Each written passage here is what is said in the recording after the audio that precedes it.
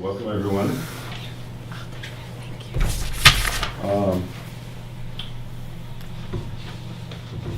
Guess we go ahead and do introductions. I'm Roger Rail, Chair of CARD and Chair of Silence for Safe Water.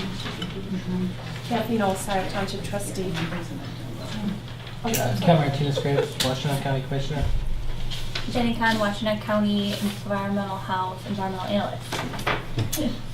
Matt Knott, Environmental Coordinator for the City of Ann Arbor. Dan Hamill, with the Department of Environmental Quality, Project Manager for the Gelman site. Bryce Kelly, Scioto Township Manager. Mike Moran, another Township Supervisor. Okay, I'm Shauna Milkey. I'm an Ann Arbor resident, and I'm also the secretary for the group. I'm Jeff Toronto. I'm a University of Michigan student. Hi, I'm Mackenzie King. I'm also a University of Michigan student. That one's slipped my mind. No. And I do a lot of documentary work, which is what I'm going to talk to you guys about today. Tom Vince Crusoe, board member of CARD, as well as board member of the Sierra Club Huron Valley Group, and coordinating member for the Alice Group Watershed Group. Rita Locke Crusoe, Professor of Toxicology, University of Michigan, and a resident.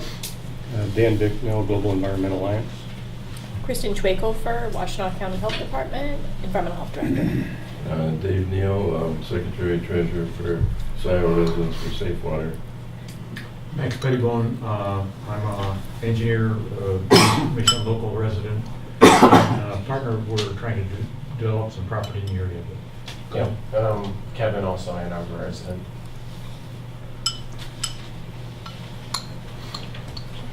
Okay, over to you, Shannon. Yeah, okay. So the next item is voting on the minutes from the February meeting. So this is for the CARD board to vote on. I move that we approve the minutes from the February meeting. Second. Roger, second. So all in favor? Aye. Aye. Any opposed? No? Okay. All right, and then the third item on the agenda is a vote on wording for the bylaws. That wording was sent out in the meeting notice. Basically, it's changing who would be able to speak to the media on behalf of CARD. And so this is for any eligible voter. And those are people who have been to 3 of the last 5 meetings and are Washtenaw County residents or business owners. So if you believe that you are eligible to vote, please vote. And if you have any questions, you can check with me later. But I move that we approve the revisions to the bylaws. Any second? I'll second it. Second, Kathy, second. All right, all in favor? Aye. Aye. Any opposed? No? Okay, all right, then the provision has passed. All right, I guess we're on to Mackenzie. Hi. Yeah, so I just kind of wanted to give you guys a little bit update on what I'm doing since I've been quiet and it seems like I haven't been doing much. Kevin actually got me in contact with Stan Waith. He does some documentaries and he does other production and direction work. Just because honestly, although I'm super interested in doing documentary work, I haven't been doing it for very long. And when I came into CARD, I wasn't necessarily sure what kind of job that would be and what I would necessarily need to uptake the project. It's definitely a lot bigger than I expected. I think I was a little naive coming in. So I've been doing a lot of research and reading, which has been super fun, just because I feel like I need to be really informed on the topic as much as I can, so that way I can make sure I'm doing a good job of presenting the information. But some of the things that me and Stan had been talking about was kind of finding a way to visually present this information in a way that was accessible to people. Especially even coming to these meetings, I sometimes sit here and I can make sense of what I'm hearing, but I know that if I was going to go explain it to my grandma, she'd be very, very confused. So that's something I've been considering. I don't necessarily have any updates on the actual, I haven't necessarily started any of the exact progress on it, but I've been making some outlines. Stan's connecting me with some of his friends that are actually going to help me make some more outlines for kind of the direction that we could take the project, because that's kind of the really big undertaking. I guess from you guys, I was going to send out an email, to the group, kind of outlining all of these things so I was a little bit more clear. But I definitely don't have necessarily the knowledge or the access to certain things that might be key in representing the history or the progress that you guys have made. So I definitely can use your guys' help in kind of establishing what those things are and of course, like gaining access to those things. And if there's information that you feel would be helpful, of course, that is welcomed as well. And yeah, again, I'll send out an email because I think that's going to be easier than discussing it now. But if you guys had any questions or comments either, I'm open to those. Remind everybody again how this began. Right. Who's administering it? Yeah, so I heard about kind of like the dioxin crisis through one of my classes at U of M. And I was initially interested in doing like a photography series project for one of my classes on it, so I came to some of the meetings. But I felt that really wouldn't do the topic much justice. I feel like there's a lot more that needs to be said. So I had kind of been talking to some of the CARD members about creating some sort of documentary or informational video type work that would help introduce the public to this issue in a more accessible way. I feel like a lot of the undergrads at U of M, a lot of people who live in Ann Arbor, a lot of my family don't know about the issue, and I feel like that's really representative of kind of the issue as a whole, and I feel like it's definitely hard to get the justice that Ann Arbor deserves when not everybody who could be behind it is behind it. So that's kind of where I've started with that. So, thanks to Roger, there has been a lot of videos Right. posted, so watching those. Yeah, but they're a lot of them are meeting videos. And you're just going to sit through Well, it was 2 hours of a video. Well, town hall meetings. That's exactly. And the city has taped some of those as well. Right. There's some presentations, but even those are 15, 20 minutes sometimes. And I think what you're talking about are shorter videos to No, I'm saying elaborate key points and things like that, right? I'm saying she could learn a lot. Yeah, I have been watching some of those Okay, as well. Trying to keep up with a lot of the radio things too. I think those are important, just because they have a lot of like easy information. So as well. EMU had a long series in the green room. On yeah. this. Yeah, so she did a great job and covered a lot of material. And they're short, audio tapes. WEMU. I spoke with her in one of my classes kind of about it, which is actually what kind of got me interested in the issue. So it's kind of cool to see how that's progressing. And the university's doing a teach out on Right. this, which is also going to involve some videos, right? So it's I thought about this, and it's a daunting task because it keeps changing. Right. It's a long history. So whatever it is, it has to be ongoing, and ongoing for a long time. And how do you, so some of the things that might be in a video might need to be updated. So it's, you might have a really good video for a certain point in time, but then you might have to update it 3 years later. So that means keeping all of the raw data that went into it, so you might be able to splice in the update. So there isn't are you familiar with the University of Michigan environmental sustainability case studies?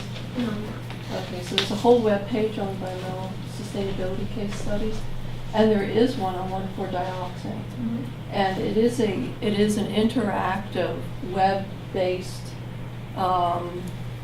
presentation, which Matt has seen because he's involved in it, in making it, and which I've used in a class. And you don't want to duplicate that. Right. I think it's still, they're calling it beta, but I think they're going to release it to the public Oh, it's soon. not out yet there yet? I don't know if it's publicly available yet. You have to have a password to get into Oh. it. But I think anyone can sign in. Yeah, anyone can make a Gala. password and sign in. Yeah, so it's Have you seen available. it? What's the I've seen it URL? through the teach out meeting that we had. Okay. Was that it? Was that the same video? No, not at all. Oh. Is it not That that? was a video, podcast. that was a start and stop video. This Right. is like a web site Interactive. that is very interactive, and you can choose to pull in certain things, like listen to a podcast and watch this video and watch this clip from something and look at this newspaper article. So it's really, you don't want to replicate it. You want something that is different from it. And I think you should contact, I'm going to totally block on her name, the woman. Rebecca? Rebecca, thank you. Pardon. Yeah, for the teach out, so that, because they're going to do something and you don't want to replicate it. You don't want to be, do something different, do something new. Yeah, Is that's this it? a lot of the research I've been doing. I don't know. No, that's not it. No, it's called Sustainable Cases, Michigan Sustainability Case. I don't think we want to do it now, do we? I just I want mean, to be able to it's- reference it so I can look at it myself. Yeah, those are not it. Those are, I There it think, is. there it is, that's it. This one? Yeah. Yes. And dioxin will be right up front if it's, Was this mentioned during the teach-out thing? yeah. Yeah. Yeah, because this is what we've talked about. So you have to go up, I think, to our stories to stimulate, maybe it's a little bit lower, I don't know. Or it's, you want to go to the one that shows the cases. Click on MSC at the top. Maybe that one. I don't know. See, I just Well, know. that's what that stands for. Kind of went straight. No. So go back, it's, I don't know. You know, that's what I'm saying, I don't know that we need to do this. Yeah, did the. They have everybody multiple thinks something wrong with topics. this. Yes, they have a lot. Thank you. Yeah, and they want to release some of these at Green Fair. Oh, They want to yeah? have a public table. Oh, really? Will the So video going? I just I a don't kiosk? know yet. I mean, they were talking about, oh, can we have giant touch screens? And I was like, yeah, if you own them and we can figure out. you Don't know. mind them breaking. And I don't think the students have them, so maybe iPads, but they've got a couple other ones on, like wolf hunting in Michigan, and some ones that they thought might be of interest, to residents. The younger people like video, they like interacting So- on They say they have over 100 cases. 100 cases on this site. That's what they say. I don't know if it's true. It says 100 cases. Oh, no, no, that's Here their we go. goal. So down, Case case gallery, All the way down the page. there we go. Keep going. Is Right The there. button. that, see if that one. That looks right. Yellow button. Oh, case gallery. So this is what we've talked Yes. about, could you Yeah, well, take next- this and Let's see. spin it around to a public facing, there's And there it dioxin is. plume. It's down, yeah, on the left. Oh, so this is not my UMich one, this is It's, I don't know. You have to sign up for a free account. sign in with Google. I can sign in with Google. Okay. But do we have to do this now? Yeah, so folks should take a look at No. those. There's a, But I'll bookmark this. there's a podcast, and the nice thing about this platform, and they call it Gala, and this event they're having is gonna be called Galaxy, because it's Gala, and X, they're gonna have a 3-day And event something. where they're talking about maybe releasing some of this stuff with Cinetopia and the Michigan Theater and all kinds of things that they have money to spend on. But we haven't heard anything since. Well, they've come to our Green Fair meeting, so I think they're planning on having 1 or 2 tables as part of that. But the teach out, I haven't heard anything since, and they've created a proposal that we've given to Dan for how we might. Not just me. Dan's gonna It be- all, Dan's gonna- it's all the umbrella Dan under Dan you, can Dan. just decide and Bring make his all top these things hat and his happen. cane. No, we passed it up into the management. The powers that be. And Push it. we are planning to discuss it, we just haven't done it. Sounds like we need a sit down with Mackenzie, the people who are interested in helping her. So I'm interested, anybody else? Sure. All right. So, Yeah, I think what we could do is start with references. I'll get you my card after the meeting. And then your schedule's gonna be messed up here for a while, right? Just a little bit. When are classes out? Yeah, classes end Imminently. 17th, something like that. Then are you around for the summer? Right, yeah, so I'll be here all summer. So Okay. that'll be a lot of free time on my end, working and doing, 19 credits a semester is definitely So maybe an end of April, undertaking. beginning of May. Yeah. Are you taking classes in the summer? No, I'm not taking any Oh, classes this okay. summer. So I'll have a lot more free time, so I'm excited to put some more work on my end for this, for sure. And So let's set up, arrange a time that's convenient. I'm I'm sorry, trying to what? talk to her. I'm sorry. Yeah, so just the 3 of us so far? That's a good You know, start. I'm not- I need boundaries of what's expected. you know, I can give references. I think she should get in Well, contact we with can Rebecca Harden and. Use everybody else as resource people, Like it's just those.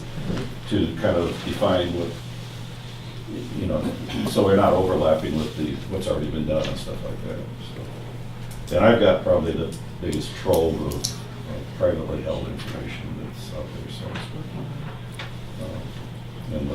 Certainly the biggest trove of all the videos from past meetings, which we could take clips from.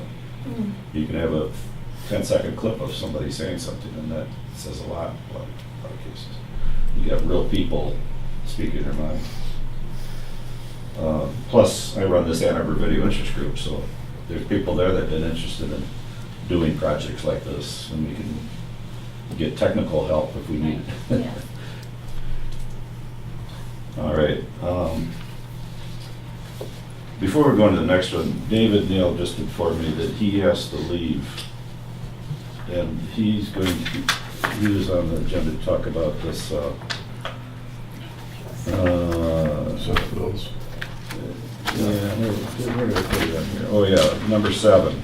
So if nobody minds, we're going to do number 7 real quickly here. This is the 3 Senate bills that are up for vote. I'm not quite sure where they stand, but this is basically to have these committee, panel, and advisory board that can undo anything the DEQ does.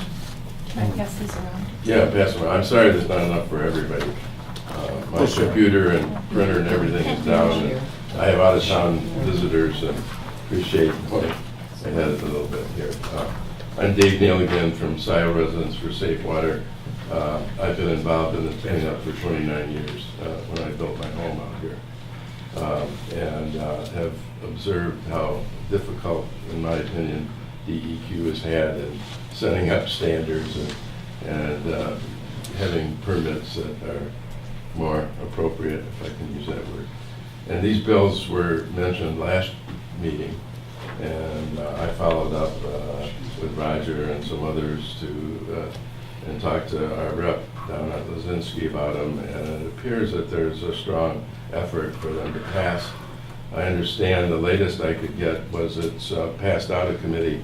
It's on 3rd reading in the House. They've already passed the Senate and would go to the governor for signature. The 3 bills are linked together, so it's a package. The first bill would set up a committee that would oversee the standards that DEQ would establish, and a business or company could appeal and potentially overturn those. The second is the permit process, and they could appeal any permit that DEQ might establish to this committee.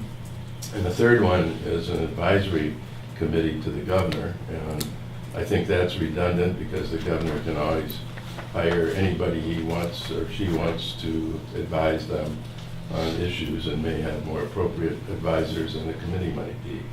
The other thing that is of major concern is that these committees are representing primarily business interests. The senator who initiated these business represents the lumbering business in the UP. And most of the committees would be people that are more interested in other things than the environment. So, in my opinion, they're of real concern.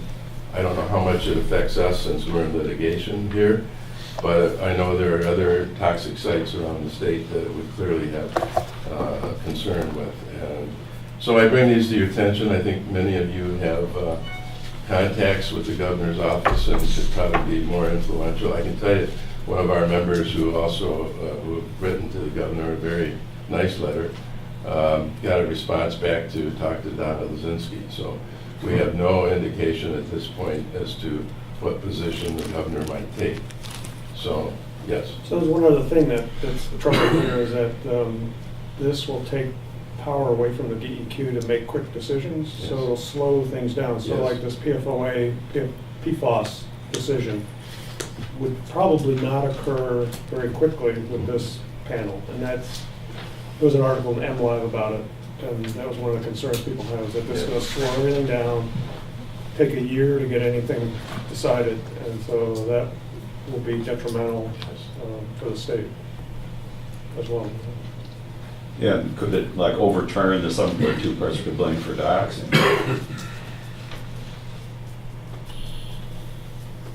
I didn't ask you specifically, Dan, because I know you don't know either. And do we know how this fits in with the normal contested case route?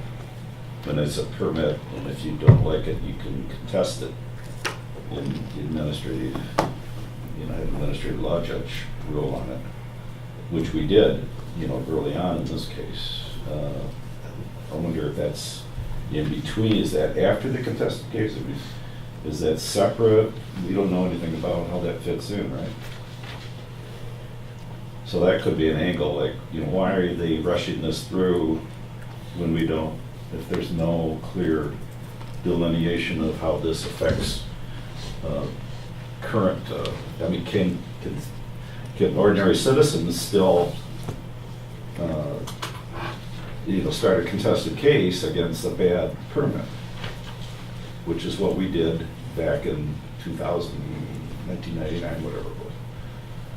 Well, my experience with those kinds of issues, there's no answers. You go to court, and it just delays things even further till you get. Yeah, I think what's happening is they're trying to weaken Michigan's environmental oversight, and they're doing it while the Republicans have control of the government. And that's just the reality, unfortunately. Yeah. I don't think it's a good outcome for the environment. I'm wondering if they're trying to spin this like, okay, now since the DEQ was pulled out of the DNR, there's no more Natural Resources Commission overseeing DNR permits. Is this supposed to take the place of the Natural Resources Commission, but we're loading it up with? They're just dumbing down the whole system, is really what it's all about. From what I've read, it's just not a good solution. It's really, for example, PFAS was a really good event for DEQ to act on that quickly. Right. Now that won't be possible. So we have a DEQ that has decided. Well, this isn't passed yet, but. Well, it's government, all he has to do is sign it. So Yeah. it's pretty far along. So we need, is nobody else tracking it in the room that's? My professional organization, the environmental health directors are more certainly opposed to it. Yeah. Well, The Michigan Association for Local. and do you know anything more about No, I haven't gotten an update on this set of bills. I'll check in with we have a person who works with the legislator, kind of gives us the feel for things. But it's certainly very concerning. What can ordinary people do? They can contact their representatives and let them know how they feel about the bill. So they could send in their They can call negative comments? their representatives, they can write, Right. email, all of those actions Yeah. are helpful because you are voting in those elected officials. Let them know how you feel. On the other hand, you probably read what just happened with the Nestle thing, I did. where there were 88,000 votes on the Nestle taking more water out permit. There were 87,000, whatever, there were 85 votes for it and 87,000 against it. And it, of course, passed, because why not? So. Yeah, there's several bills in the legislature that are not very Head scratchers, right? Yeah, we won't get into that, but no, this one, it's been hard for me as a citizen to follow exactly where it's at, but what I read, the latest was it's on third reading. Yeah, I haven't heard about it, so I'll check And I in. think and I also have been told that the skids are greased for it to pass and to go to the governor. So that's why I really encourage you, formally or informally, because I think it is a concern. I think many of you have contacts and relationships. So I just wanted to bring it to your attention and have the discussion I'm gonna and be just aware of read it. One thing, I'm reading online, it says, it's permit applicants who's aggrieved by a decision by DEQ regarding the approval or denial of a permit can appeal that decision to an appeals board by submitting a petition to the director of the DEQ. But appeals are only available for permit applicants. and does not include other affected groups, community you go. members. There's a lot So wrong with this. if you're applying for a permit, you don't like it, this is your place to go. Everyone else, Contested case sorry. or something. Yeah, go get a lawyer, because, yeah. Okay, well, thank you very much for your Thank time you. and attention and concern. Yeah. This is, It is bad. this is a prime example of everybody needs to pay attention these days. These things happen. Thanks again for letting me talk. Okay, back to number 5. I've got a couple of images that I was going to present. Can we, I've done, so before we go into data diving, could we possibly talk about like the DEQ quarterly report comment and the near Move that one surface up? water Okay. action level? Because that was confusing, because that's all part of that report. It was in the report that it said 1,000, if I'm got it right. what are you saying? Which one? The second from last bottom bullet, I think, goes with the DEQ quarterly report. Oh, yeah, I'm not sure. When was that put in? I don't remember. I added that in because Vince had sent me some agenda items too. So they kind of overlapped with the list of number 5, so I just put it all together. But this long list of bullets is not very efficient. I don't know, maybe we should I mean, that label one's them kind of, ABC or something. yeah, that one kind of goes with the 4.4, it's number 2 image there. So I'd say the mashup Yeah, I page. think it where- goes, no, the action level is a confusion. I think we would like to get some clarification on it. So whether it's 1,900 or 1,000 or Correct. something else? Well, Correct. the mayor reported at 26,000. All right, but we know- 29,000. But we know that was wrong. I don't know. I mean, he's the mayor. You'd think he'd know. Dan, do you know? You're talking about the action level for the... For dioxin, For near vapor surface. intrusion. Near surface. Well, near water. surface water exposure, so if it's close to the basement, within, Well, that 1900 is... yeah, it's an action level. It's not a limit that requires an Right, it would investigation. require additional work. Okay. But it also, if you go in, and I think I pointed it out in the, and there was a question about, does that mean in contact with the basement? And when you, currently it does mean in contact with the basement. So, the other, was increased from 29 ppb under one of the emergency rules to the 1900. So it is 1,900, as far as you No, know. okay. It is, it's in There the was a- proposed, it's in the proposed. There is no, There's no standard yet. Right, That's the because draft- the draft emergency standard. rule that had the 7.2 and Yeah, had yeah, 29, was renewed, Yep. and then it was, but not the 29 ppb. Right, right. So, and then 7.2 last October was made into its own criteria, Right. but there was no presentation and acceptance of the screening level for dioxane. So if you go into the proposed rules, which are Okay. still being, Worked that on. is identified as 1900 for the vapor intrusion screening level. And that is has gone through several iterations. You may know more of where it is, as I understand it, again, I kind of skim over it because it has, but I'm anticipating that they're going to be acting on it and send it to be promulgated, the whole big package that we've been talking about, 310 or whatever hazardous substances in the next month. We've been promising that a long time.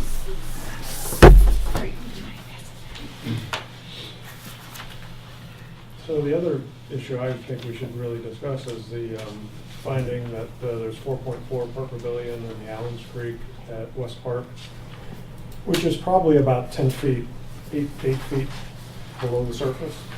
And that creek at West Park picks up a lot of near surface groundwater. So if you're in a drought event, you can stand over the top of that grate and you'll hear huge amounts of water rushing through. So it's picking up a lot of groundwater on purpose to try and keep it from undermining the street, undermining foundations. When they put in the pipe, I'm told from the former drain commissioner, deputy drain commissioner, they did that on purpose.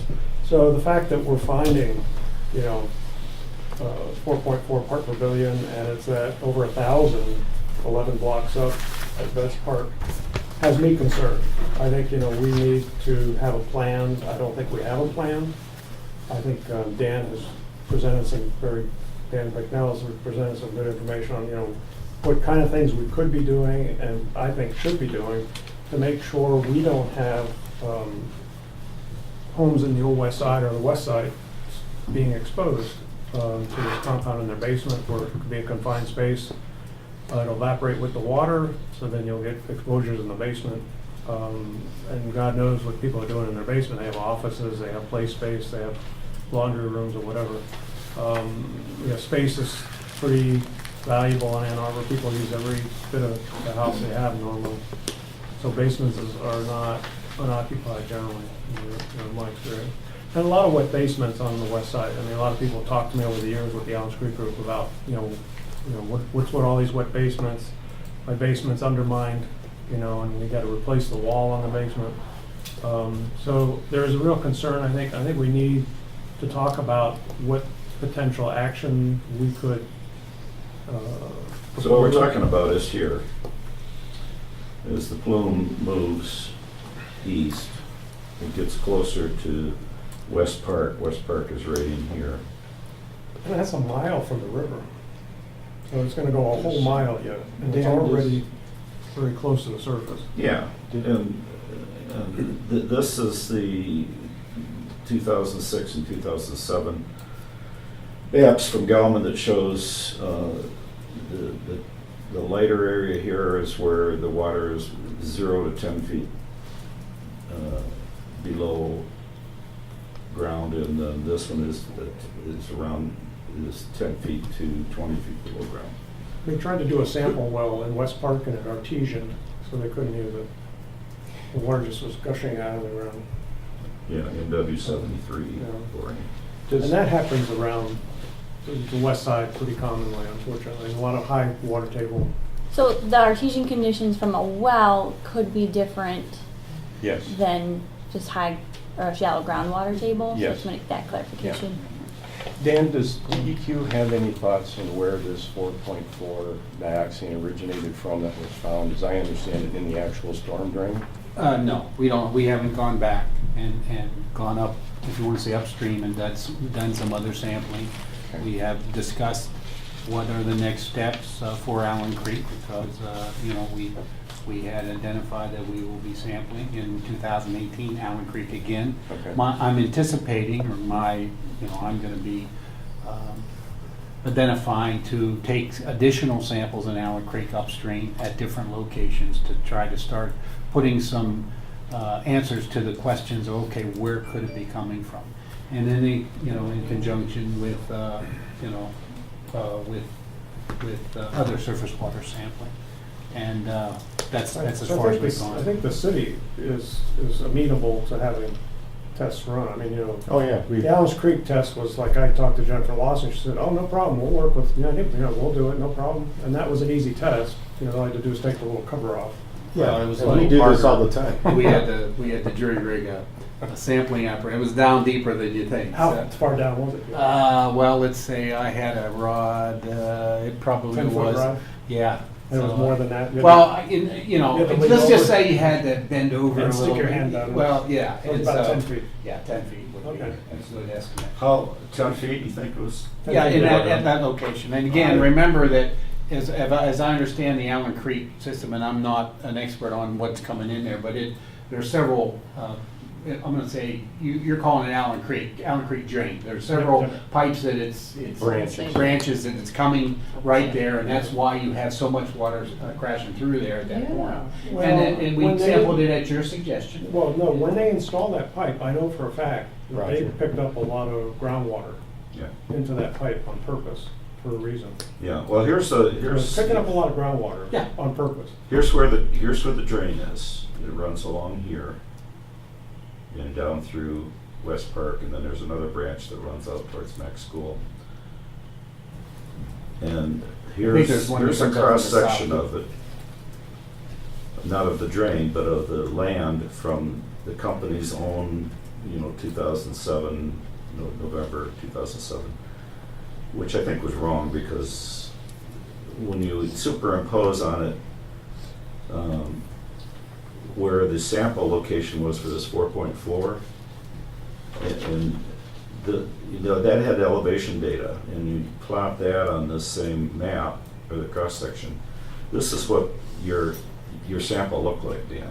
This is where it fell in this cross section. And this is one of the new images that I just created. You're confusing me, Roger. Yeah, I mean, it looks like you're 20 feet down. Yeah, I know, but we're not. That's just because Okay, what do you mean the 4.4? their cross section showed it was the surface way up here. Well, Roger, But when you go down to the drain area, where the drain actually is, because you were sampling right near where the drain was, right? In the drain. In the drain. In the drain, right? Yeah, you Yeah, can just west of the pond, up the Right. slope a little bit. It's near 7th Street. Yeah, there's right seven- here. You're between seventh sampling and the this, pond. right at this RL8, or No. very No. near it. RL7 is up, You were sampling up here? we were sampling, RL8 is down south on 8th Street. Here's what they right? were sampling, right in here. Yeah, So the sample This is is grab the path. sample out of the drain, out of the Yeah. drain. an enclosed drain, and not a grab sample from the Right. Wait a groundwater. minute, so you're like saying this Right. RL8 is located in the wrong place? Okay, is that 8th Street, Roger? 7th, No, this is 7th Street. Okay, that's, okay. and that's Huron. Yeah, the RL8 was down by the school. So you did sampling By right Slauson. in here. You can see. By there's a Slauson. brief- Slauson should be up the hill to the west, Slauson's down there. or whatever the elementary school This is. is north. No, That's Slauson's it right in middle there. school, sorry, yeah. No, the elementary, the Well, okay, Max I'm School's all, up here. I don't know the Well, area. what I had a chance to do though, Dan, Yeah. is I was also curious about this too, so. Here's what I- Dan's report. What I did is a little quick evaluation, and maybe we could kind of run through it, because it has slides that we've all seen before, I think.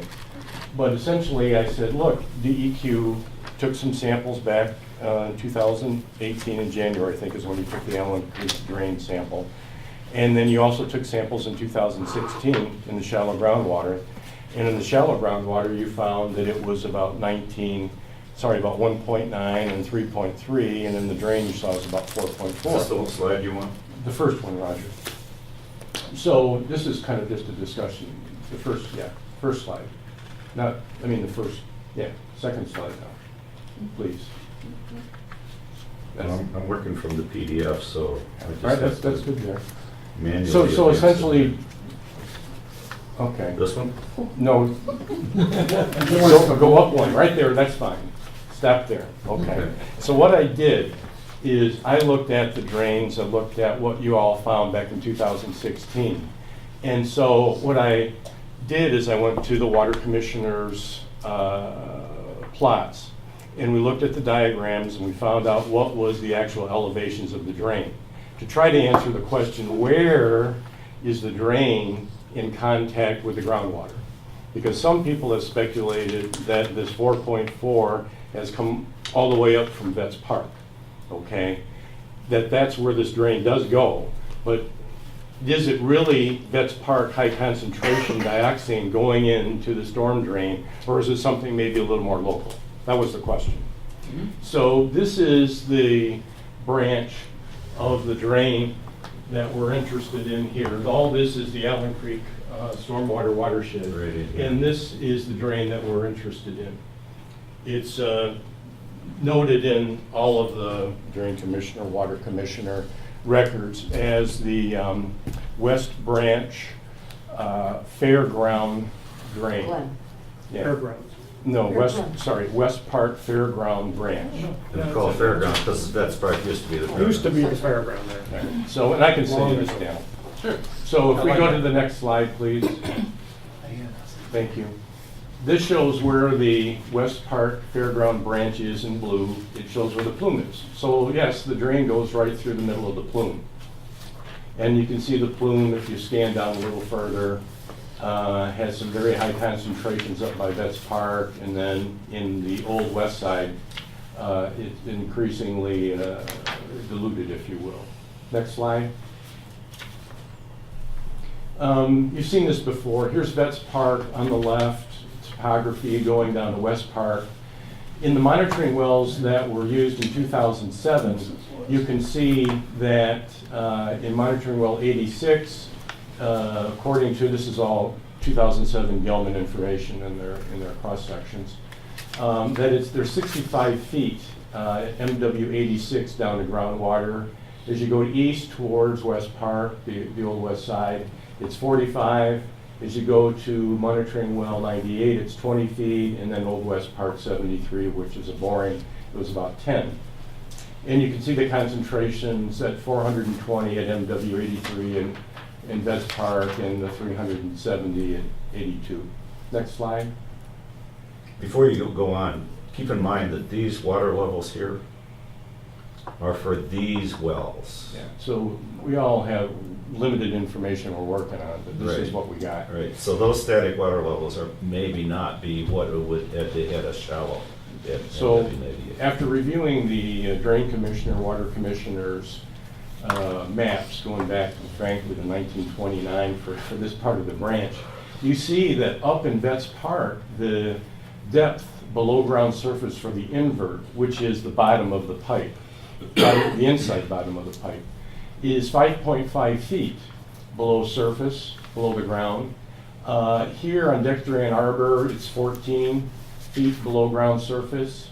You move down in that area where Roger's pointing, it's 18 below ground surface. And then from this whole string from Ravina down to West Park, it's about 6.5 feet below ground surface. It's only about 2 feet following the contour of the land from Ravina down. Now, there's some situations where it crosses a street where the street is built up, so it's higher elevation for the street. But just looking at regular ground as it travels through, backyards and everything else, parks, it's about 6.5 feet below ground surface. So if you go to the next slide, what we start doing is now comparing what is the depth for the drain invert up by Betts Park, which is 14 feet below ground surface. Roger, that's fine right there, Raj, thank you. And you look at 86, 65 feet, so you go, well, I don't think it's very close to the surface, is where the groundwater is, and that's where 14 feet below ground surface is the invert of the pipe. If you work down and you go to monitoring well 82, the depth of groundwater is 45 feet.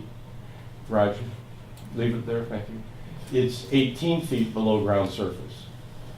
And if you go down further and you look at 98, it's about 20 feet, but it's above, the pipe is at 6.5 feet. So if you look, you see that from monitoring well 98 down, it's still way below the groundwater from the information that we have. If you go to the next slide, Roger.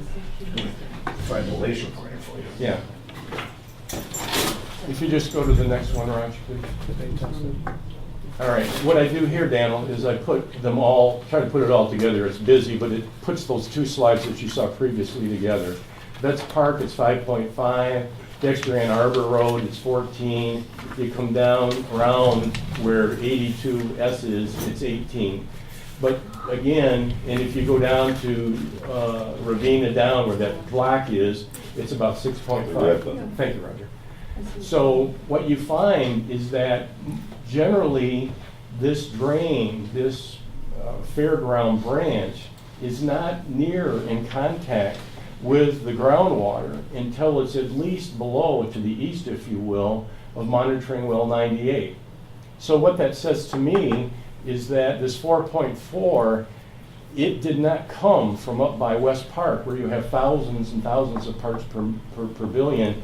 It likely came from infiltration that is near the old west side. Yes. So that's what makes us even more, I think, concerned about what is the extent and magnitude of the shallow groundwater contamination in the old west side. And if you go to the next slide, please, which is I think near the last slide, this is where the Allen it has two marks. This is the first one on top is where you took the stormwater sample, Dan, and the second one is where you all took the soil borings and you found the 1.9 to 3.3. So you can see that there's a significant distance between those, and you can also see them by the projection of where the plume is, which is just a wild-ass guess, right? That it could be very significant.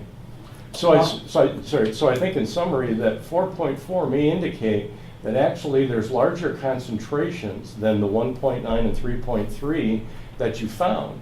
Because if it's 4.4 in the storm drain, and the storm drain is receiving infiltration as well as runoff from the streets and everything, it's going to be diluted.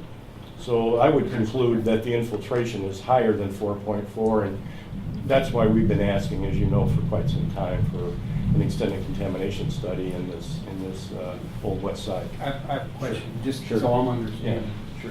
Now we got technology, we got Yeah. this is what you're saying is. That's by the Slauson School where you Okay, had so that's positive our hits. end, okay. Yeah, that's 12 And to this 13. is the sample, so this is 7. Yes, sir. That's where Okay, you took the we stormwater had sample. several shallow groundwater temporary wells along 7th right here. But the problem you had now is they were way above the shallow groundwater. Many of them did not even detect groundwater because they were on topographical highs. If you might remember the information that we provided in the petition and in the current, you only went down 20 feet. And if you look at the topography of their 7th Avenue is built up like 20 feet from the normal contours of the land. That's why when you guys did get in the lower topographic areas, when you did 12 and 13, you found dioxin because you were only going down 10 or 12 feet. Well, that 10 and 12 feet got you into the right, if you will, stratum. But before, when you only went down 10 and 12 feet with your borings, you weren't hitting it. And so there's lots of area here that are in topographic areas that were never really sampled. But that's why you didn't find it along all of 7th, because you were up topographically too high. Well, we realized that what our whole goal was to encounter the first groundwater, that near, if you want to say, foundation. That's right. So that's why we went 20 feet. We were going to sample that first groundwater. The whole concern at that particular time was vapor intrusion related to getting into basements and At it was, 29 at the time. And it was 29. and it was 29 at the screening level. Yeah. So that's why we did that. So I don't totally, I mean, your evaluation is correct in some sense, but we went to the first groundwater that could encounter, that would closest to the basement that we hit, and up along 7th there, we did not encounter dioxin. So did we miss some? Well, in the investigation, I guess you could miss some locations that would be, would have detected it.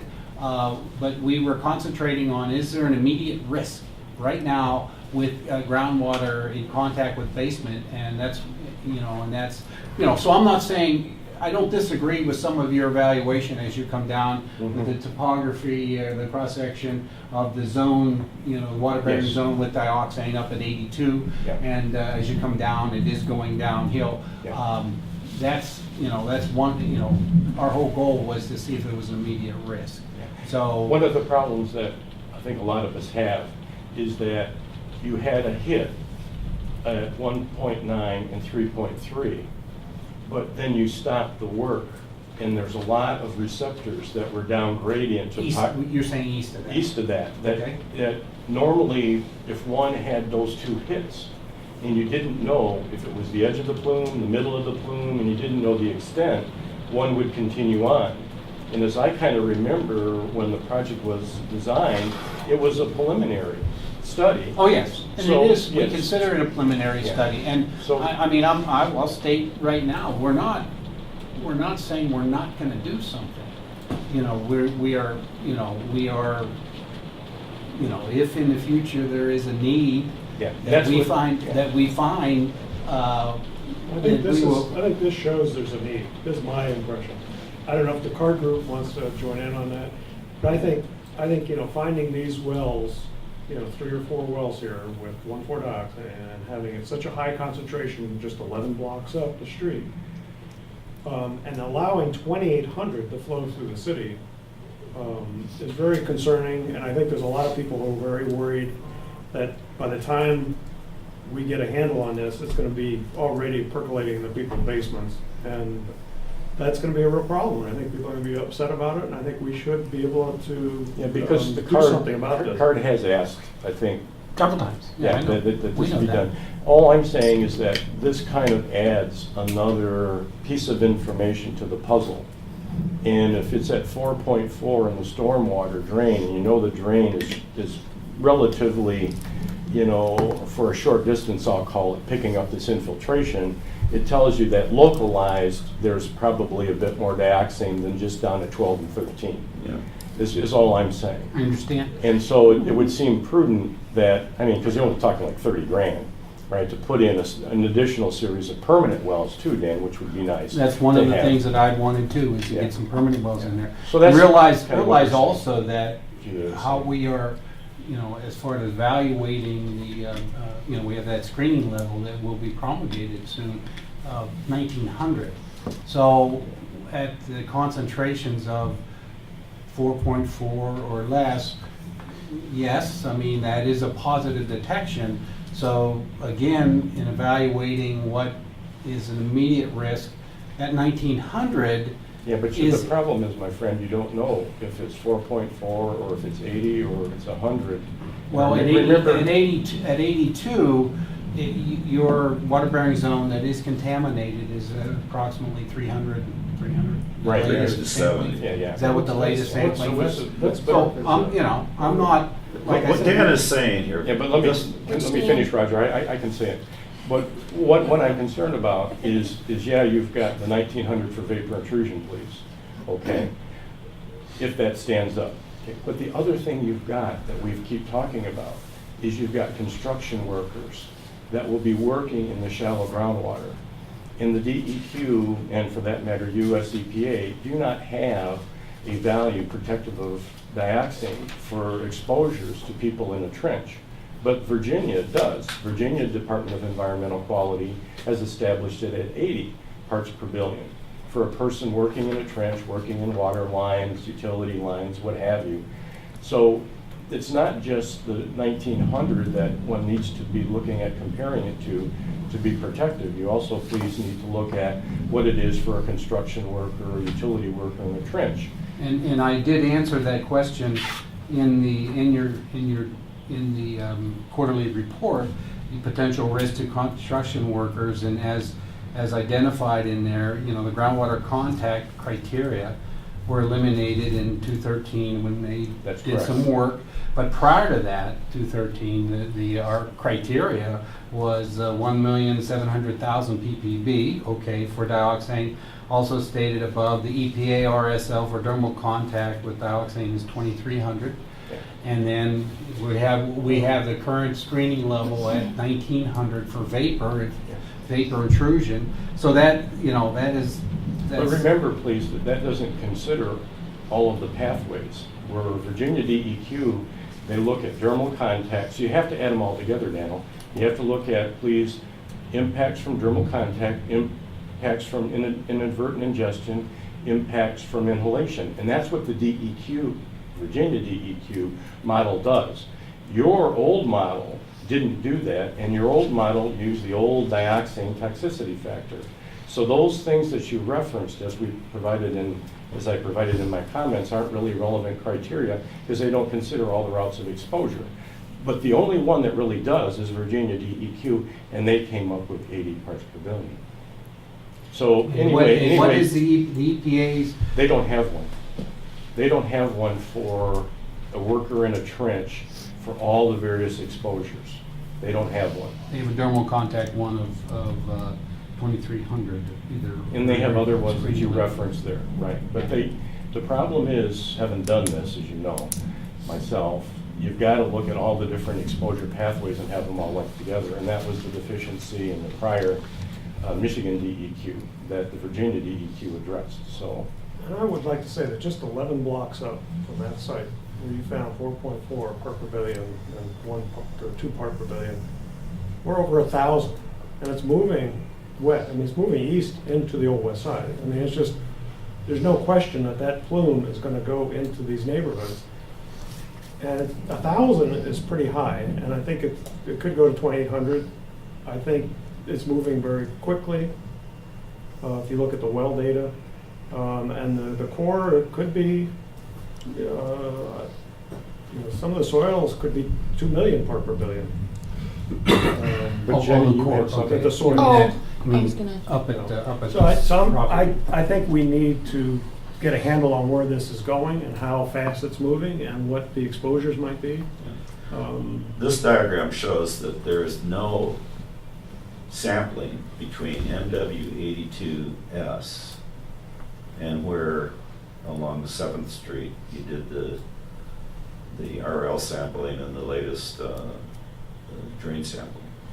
So this whole aquifer that's shaded in here, the last sampling point is in W82S, which was 370 parts per billion in 2017. So we don't know That's what the the problem. dioxane I mean, is. I don't disagree with you. There and I'm there. just- Yes. So the prudent thing to do would be to go down and put in permanent wells, doesn't matter which end you start from, until you completely define where the dioxane is in this area. And this is all, you can do it right along the Allen Creek drain because you have access points there. And it's not that expensive, it's because they're shallow wells, it's only like 30 grand. And that would, In a whole series, of 15 wells, and that'll cover the old west side. it would reduce the uncertainty. There's been a lot of people upset because we don't know where it is. And so people are making decisions and buying houses and, then if we can reduce the uncertainty, we can deal with the problem. But if you don't know what the problem is, it's hard to deal with. So what's Vets Park at right now? Well, Vets Park is. 1,300? What do you mean? What's it at? What's the reading we're Well, getting Vets at Vets Park? Let's go. It used to be it's above 1,000. I know. Well, we don't really have shallow, there's only a couple places where it's that shallow. Again, I don't have the. But this is falling away. This is a very steep watershed. It falls away very quickly. So Vets Park is at 960, I think, and West Park is at like 810. So you have a pretty big drop between those two. So as you move towards the river, it's like a layer cake. And the map, Paul's own map, show that the layers come out to the surface. And that's why we're getting these flows. West Park has seeps coming out of the hillsides. I mean, it's just water coming right out of the hillsides, and that's groundwater. And that's one reason we wanted to see some of these tests done, because that looked pretty serious. So Dan, are you getting resistance to putting in the wells that you'd like to see?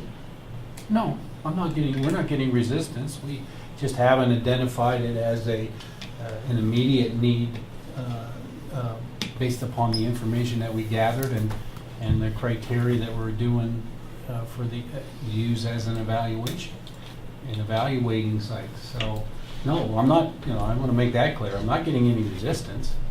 It just, we haven't identified it as an immediate need. So would the funds for this come from Danaher or Gelman? Well, that's another issue. Or do you have to go to the state to get the money? Well, that's another issue. I mean, in the best case for us is to have the PRP, the liable party, conduct that. And that's, they voluntarily did the shallow work. We were gonna do it. They gave them a chance and they said, okay, we'll do it using your work plan. That is the best case scenario for us. But there is also, if you remember, there was also, I think, our Bob Wagner had identified some funding. I believe at the time was up to 700,000, yeah, something. Now, some of that has been used because of the sampling, but not 700,000. So there is funding available, to implement activities when there's an immediate risk, when there's. We can make a case for it. Make a case, and I, Is this? I think the best description, when there is a, when there is an immediate risk that we identify. So there is funding on the state side too, but we haven't, like I said, identified that right now with currently all the other pieces, all the other things that are occurring, including the negotiating, the negotiating we're doing with Paul and the. You're saying there's lead time to do, because you have to make a case, and then that takes time, and then Well, it takes please. time. So Well, it's when up I wouldn't describe it as. What's immediate? Okay, what do you mean? Is immediate saying, well, within a year, we're gonna have wells there? I think what Dan is saying is that they still don't see that there is this immediate, if you will, concern, because they're comparing the current 370, which is upstream, to 1900. And what GEA is saying is, well, there's another criteria out there that needs to be looked at, which is the 80 part per billion for the construction worker. And here, we're just kind of saying, by the way, that 4.4 you found in the storm drain, that may really indicate that in this area, it's a lot higher than 1.3 or 3.3 around, because this 4.4 likely came from a localized area based on the elevations of the invert and the groundwater. So if that's the case, then 4.4 means that it might be quite a bit higher than 4.4 surrounding the drain and then the shallow. So essentially what GEA is saying is, please consider that in your deliberations. Yeah. And I think we've made that case about having the sampling card before. We'd just like to see something happen with it. Let's move on. Jenny, did you tidbits? We can end that topic.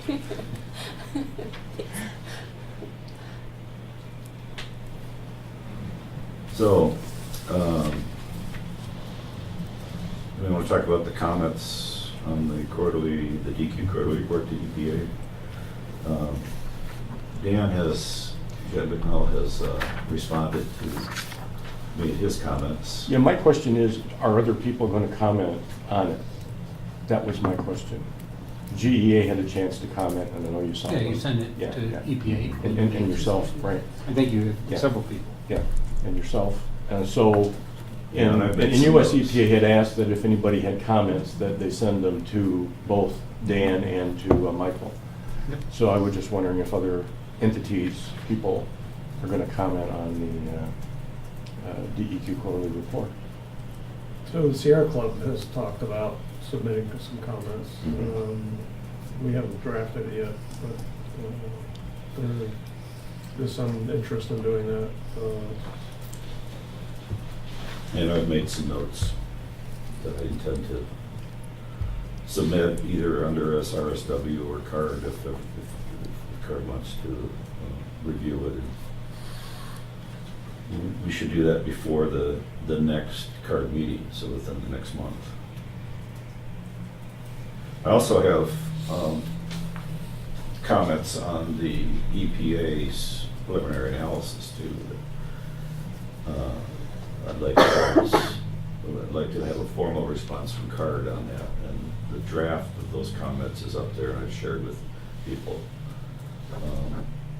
And I've started to go through some of that at prior CARD meetings, but that's another thing we have to get serious about in the next month or so.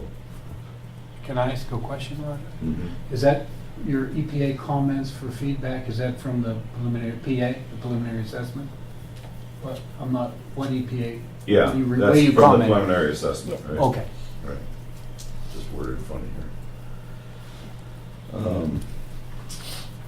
Yeah, so those are two outstanding things that I will get in front of the CARD Corps people within the next couple weeks. The other thing that's coming up there are information sessions for Sierra Club, Huron Valley Group. for Green Fair. Well, that's the last one. Let's see, what comes up first is the Earth Day And then Huron River Day is moved up this year. Yep. So it's like April, May, June.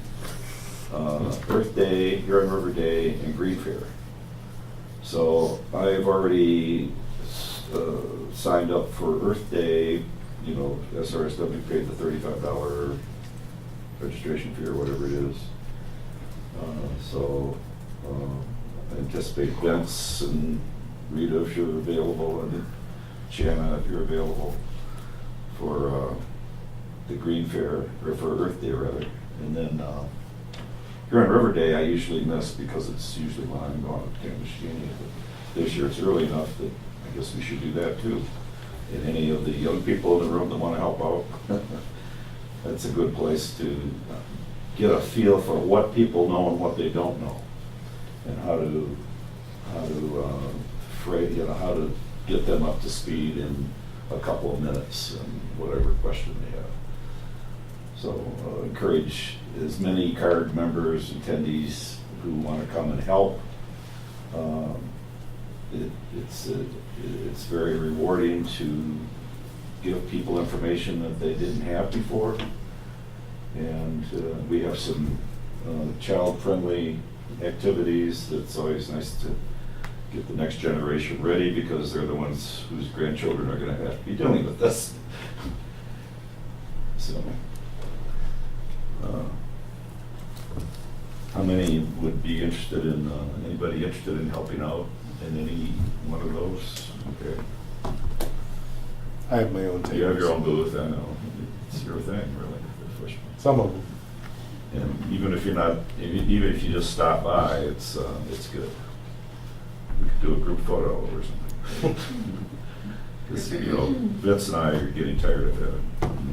Well, no, you two do the bulk of it. I Yeah, help but, out a little. you know, when you see, it's like these 3 people are there. Well, wait, there's a lot more people behind the scenes of this. Videoing for the split sampling, now I've talked to Dan already. It turns out that the next Tuesday or Wednesday is when you set up. I wanted to do some wells on the west side, the ones that are out the furthest, the newest wells, 2014 wells. So we're going to be doing the 141 cluster, the 138 cluster, and the 139 cluster, I believe. Are the ones that I'm going to split sample with Gelman next week. Typically, how long does that take? They use low flow. It depends on the well, and I mean it usually takes. I'm usually there all day, depending So what I on might how many do, wells, and I so that's why talked it's to you about Tuesday, maybe Wednesday. having a backup videographer. Where are those exactly, Roger? Well, where are they? Yeah, those are They're out here. on Park Road. Yeah, a few. Here, I got They're up here. Here's 141. Is right here. I'll bring it up on the Yep. visualizer. 138, 139. So these are the wells right here. They were installed in 2014. The 141 has positive detections. Some of the there's when I mean cluster, there's multiple wells at each of those locations. Right. At least a shallow and a deep at each location, and some of those wells out there have an intermediate depth. So there's positive detections at 141, 138, and I believe the last time there was a 1 ppb at 139 location. I forget which one. I, of course, left the printouts on the copy machine right before I left. 139, you think? 139, yeah. There was a positive detection out there. This year? This not- year. not With the last sampling. They've been doing them quarterly, so it's Okay, not so it might this have year. been. So that's why. There it is, yeah. Yeah, they 139D, so that is a deep well. yeah, that's a deep well. So I wanted to get in conjunction with what's going on and some of the questions we've been having by card, and also during the negotiations, I wanted to split with them out there on the west side to get some current information and confirm some numbers that about concentrations on the west side, and including migration or expansion in that direction. So what I'll propose I'll do is, because I have something until like noonish, so I could join you after lunch or? Yeah, I didn't know what you wanted to accomplish, Roger. Did I just you want- wanted to have do you a want video one of well or the one typical- cluster, a couple wells, or did you want the whole? Not the whole thing. Okay. So So, probably yeah, just we one could- cluster. We are starting at, let's say, 10 o'clock on, we'll be at a well on the first set on Tuesday. They start their sampling and we do all the wells of that cluster in a certain order if they're from least contaminated to, I had to make sure I Most thought of that, to most contaminated. Okay, so you'll probably be down on Park Road where the more contaminated. Well, I'll by the text you, time I or join we you. can, it's dependent. I have not sampled these with them using their low flow method now. Gelman has used, and it'll be their F&V, their consultant will be doing it. But they have also sampled these wells using purging basically with their big truck and purge a certain volume out. Right. And then sample the well. So, but they're So going is to this the first time they're using low flow on these? I'd have to go back and check that. It's the first. Where do you check that? On their I'll have to ask them. It's not in the database, right? No, I didn't have, it's not in there, it's not a column for it in the database. So I'd have to go back and get, from them the information of. Are they using 522 because it's low flow? No, the 522 is the analysis method at the laboratory. The low flow is just the sampling method that is utilized in the field to collect that sample that they will analyze at the lab. Low flow method is basically you pump at low flow. Right, but that one reason I said that is because 522, you have to have a bigger volume. Yes, you have to have So a bigger it'll take volume. longer at low Yes. flow. No, we still, both Gelman and the DEQ lab are still using we use the 8260. Right, okay. And they're Well, the still reason I using wanted the video 64. is just to have a sample of here's what sampling involves. Okay, and that's fine. For We can- informational purposes. So for we do people. this in bad weather or good weather? Well, if there's lightning, I'm sure we would prefer not But to. you'll do it in the rain? We can do it in the rain, unless Can you it's just videotape in the rain, Larry? a storm. It's not I going to be don't- raining next. I don't know I haven't looked at it. I'm just- Supposed to rain all. But we will, we can and They've put the we'll, waterproof housing on my GoPro. So. yeah. And that, usually what occurs is I'm there all day. And that's why there's Wednesday also, because then whatever wells that I want to do and we haven't done, I'll come back and and we'll split on Wednesday. Yeah, so maybe it'd be Wednesday. And But then- anyway, I can connect with you when I'm done with my Yeah, appointment. we can just give me a call or And text. find out where and- you're going to be. Yep, and I'll tell you exactly where we are and where we're likely to That way I be. don't have to have a backup video. Do you have a cell phone number? If I don't, I will get it from, I'm sure I have it. But It's on your, I can text you here tonight. I think it's on your, it's text on me. your salutation, isn't it? Yes, it's on my, Yeah, so it's I on have- my I have Your it. card. card, and you'll All right. notice that now I'm a senior. Congratulations, all right. No, I just procrastinated, never got the paperwork. So that gets the next issue here, the low flow sampling was one of the things that had come up with. Because you're old. How much of Because I'm the, how many of the samples were low flow versus the whole purge and. Yeah, I also want to get that information because they have utilized the two methods, and I just haven't put that Have you compared information. the two at any one well or anything? No, I haven't gathered that information to do that comparison. It is What on would my they have to list of tell you things. if they were different? Normally, are they just bailing? They pump. They use like what I know as an old keck pump. Right. I remember that. Keck's, well, it's a Grumpho's pump, Right, right. but they put that down and then they purge out the well. It's like three Then they volumes. use a baler to actually collect the sample? No, they'll take it through the pump. It'll pump it out and they'll switch. They basically containerize everything, but they have a sampling port on their system and do it that way so it comes out. Okay. That's what they used to do. Right. And now they're using low flow? Yes. But Now, this- whether they've done that done every well low flow yet, that is some of the information I wanted to. Yeah, that's just curious. Interesting. Okay, we'll wait for the results on that then. I've noticed some discrepancies in the well locations, X, Y, and also the top of casing elevation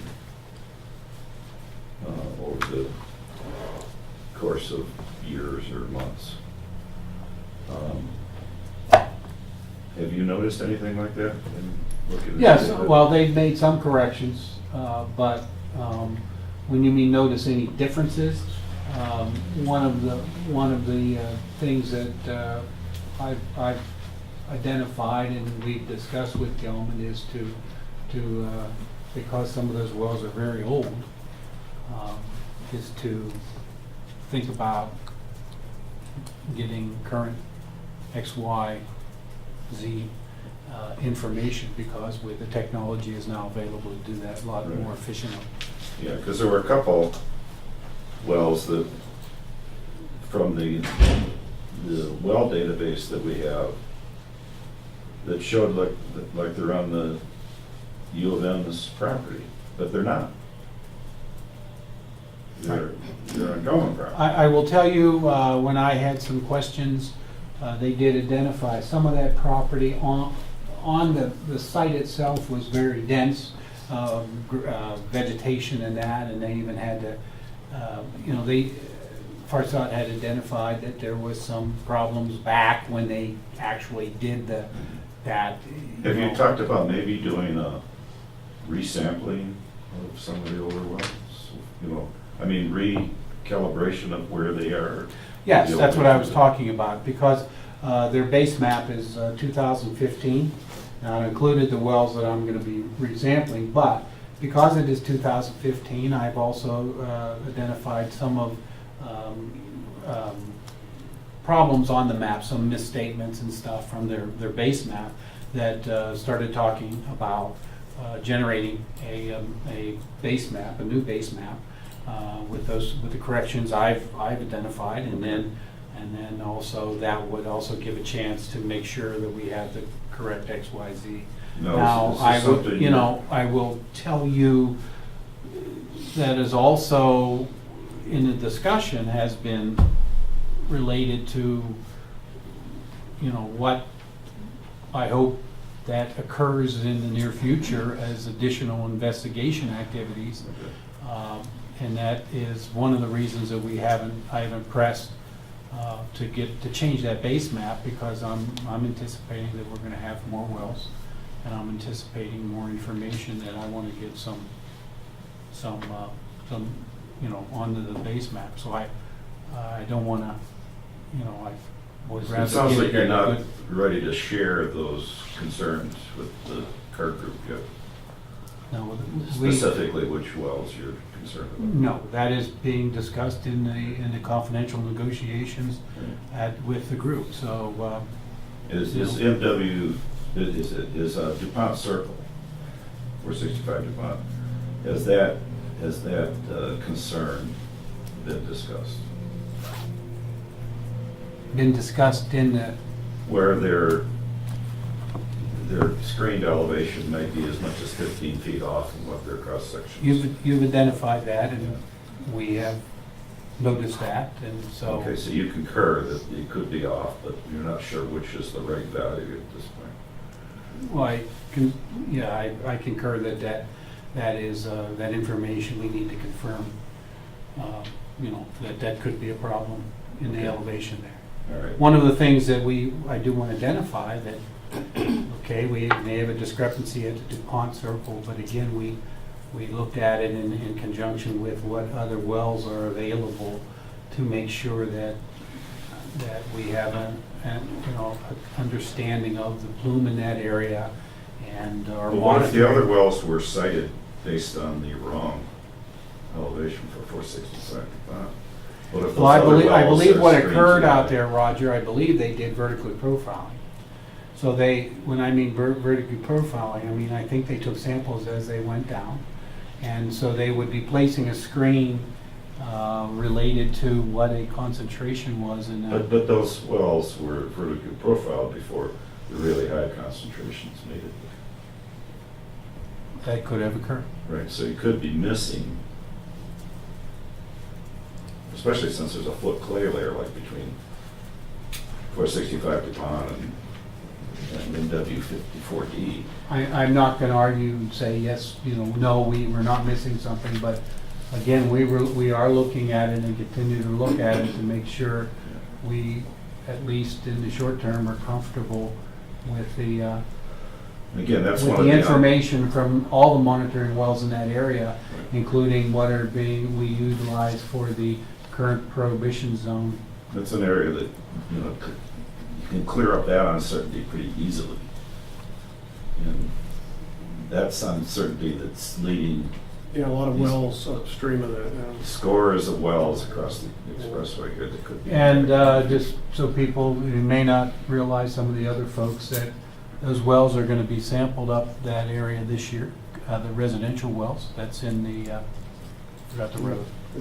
Not Rose? Elizabeth or Rose? Well, Elizabeth is always sampled. What's the Rose Drive? Rose Drive. Rose Drive wells are going to be sampled this Stella year. Street. Stone Street, yeah.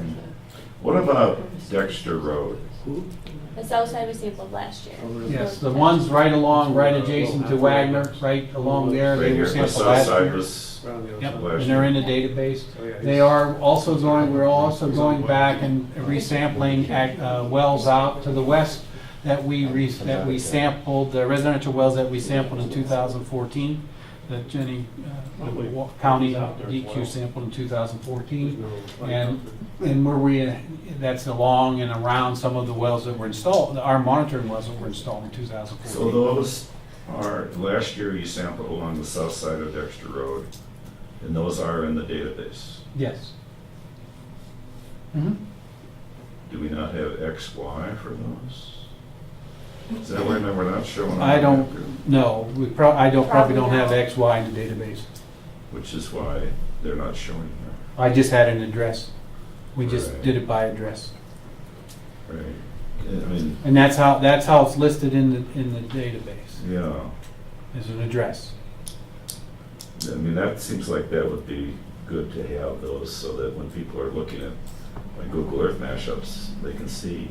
Yes, it would be good to have, but in the actual real world of trying to get that information, other than doing it online and doing it with like Google Maps and putting a dot where you think the well or looks like the well and getting some information that way. Well, I could, Again- if I knew, I guess what I could do is create another layer that says, okay, this isn't where the well is, but this is where the property is. That's a Because I possibility. have that. Yeah, You could just stick a dot on their home outline. They're not super far apart Right. for a scale like this. Do you know Yeah. the depths of those wells? Some of Some of them. Some of them you do? Jenny has Some of them on your file. It's here they are. researched and whenever we get wells to sample, she gives me, once we identify which ones, she does I do record search and try to make sure. 120 feet or Right. So the last They're year's most around sampling, 100. around 100? last year's sampling is in the database, but the history of those, what the DEQ sampling has done over the years is not fully integrated yet. You haven't gone back to 1986 and pulled in all that data yet. No. Whatever, what is in the database is the database that I was given. You inherited? I inherited and then added I've been Yeah, adding new right. stuff as we've been doing. Now, some of that, if I, in the recent history, in the last 10 years, if I have some information and I've added it as a line in the database, I'll go ahead and put that data if I have it. But I haven't gone back and researched and back to the 80s and put that in. I mean, if We have hard copy of it. that's pretty easy to do because we have that data. It's your department's data. Well, I haven't done it yet. No, but are it's- there any plans to do that? Because I would really. When you hope- mean easy to do, I mean, we have it, and maybe you and I can get together after Yeah. this meeting Well, I have the electronically. mashups. I went through all the different databases, those in Kevin's database and the 1995 database, and there's like 5 of them. And the discrepancies are mostly in the addresses, how they're entered in. So I've matched those up so we can actually do a lookup from one to the other and do the matchups. So it's just the process that would be done one time to pull all of that data in. The other piece of data that I'm getting is from the university. I just got an email confirmation yesterday that they're going to be sharing the data they have for the Saginaw Forest, most of which is Gelman data. Yes. But And I got that. they have some of their own data, which you may not have. I don't. So I And that would be pulled, we can pull that in too on an annual basis. Data. So you're committing that you would. you'd be Well, willing to work on I will commit that I will attempt to do that. You're looking at a two-finger access database. No. What I would We should do, hire somebody to help with that. They that- could do that by what I would do is put it in the format of the DEQ spreadsheet you get from Gelman. They would just have the old data in it. And Oh, that's what I do. Whenever I import, you just import that spreadsheet. well, yes, I generate. You don't do that by hand. I import it, but I have to put the data into the. I'm not, you and I aren't on the same page as far as what. If you have 100 Can you guys reads in a discuss month, it you're after? just Let's do it importing after. that in mass. You're not putting them in one at a time. You're not keying that stuff in. You're doing a merge, right? From Gelman? From the Gelman You can help DEQ, him, Roger. the monthly DEQ. Yes, I do format. that electronically. And Right, it comes right. in So if Excel. I put it in that format, if I put your But data if I have hard in copy that data, format- I have to physically put it into the correct Excel, Right, file. but if you have electronic version, you can merge it in. Yes, if I have electronic versions, All I right, can. so there, I'll work with you on that. 'Cause that I'm way- talking about 1982. I thought we were going back. But we can do that after, so we can get Yeah. through your. So sometime in the next several months, we'll do that. All right. Guess that's something I've been asking for years. So anything that we need to do special for the quarterly meeting? Because there'll be more DEQ representation and stuff like that. What is that? May 1st. May 1st at 10 a.m. It's May something. First week in May, At what time? 10 a.m. What? It's at 10 It's at the a.m. bottom of the 10 agenda. a.m. Oh, it's at the- It's a day meeting. Yeah, it's done. It's the quarterly technical meeting, DEQ or DHU will be there. 10 to noon. I just said sometimes, so like, reading up these slides. Hard to communicate. Okay, additional wells in northern Prohibition Zone. Well, I think that relates to the, Well, so when Judge Sheldon was judge of the court, the DEQ actually asked for more wells be installed in the northerly Prohibition Zone. and that's what they did with these guys on the peripheral. Well, I don't know if they did them. I think Sheldon nixed it. He said, no, that you don't need those wells. So now we have a different judge. Yeah, they lost that. Yeah, so I think we have a new judge. I think we have issues with not getting a good handle on where this plume is moving towards the north. And the DEQ had asked for those wells previously, and the past judge said it wasn't worth doing. I think. Well, he didn't say that. He said you asked DEQ and I gave you what you wanted. Now you're coming back for more. Right. So sorry. But things have changed. It was really rough on the DEQ for that. Right, so I wonder if it's worth presenting that to the judge again. I think those northerly movements those wells are very wide apart, and so we don't have a We very- are in confidential negotiations. You have representatives of not only the DEQ, but other stakeholders. So, with that said, that's. Well, this is a you know, concern I would say this is a concern of the Sierra Club, the Allen's Creek Watershed Group, and as a member of CARD, I would like to say it's a concern of mine, and I think Rita's. That concern is also a concern of those people that are Right. in the confidential negotiations. So, Your concern is heard. yes. And in How do particular, I have with the court And the gag on the court is that we hear nothing, absolutely nothing. Like, even if you've gone to court, I mean, can't we even be told, like, There was a meeting then. we went to court, or we haven't been to court for 6 months? You know, I mean, can't we even be told when somebody's You're going to court? getting outside my, you know, it's a confidentiality agreement that was brought up and everybody signed on, so. But is that a total gag? This is my question. I would like it to be presented to the Attorney General's office for a question. I can ask that question. Can we be at least be Notify. told when something has gone to court? And can't we even be told the agenda? We don't have to be told what you guys talked about. We don't have to be told what the agreement was that was proposed or what the counter arguments were. Bryce, I think if you go to court, it will be public. So just to be clear, Are you saying that? we haven't been in court in a long time, See, that's what I want to know. but we've had regular meetings Right. With who? If they go to court, then it becomes public. with all the partners. All the parties have gotten together? Yes, Several that's the whole, that's But the not whole in- idea but not about the with the judge, but not- negotiations. But not with the judge. Right. The judge has ordered us, the whole group, to negotiate and try to come up, as we've said in meetings, to come up with a mutually agreeable change to the consent judgment.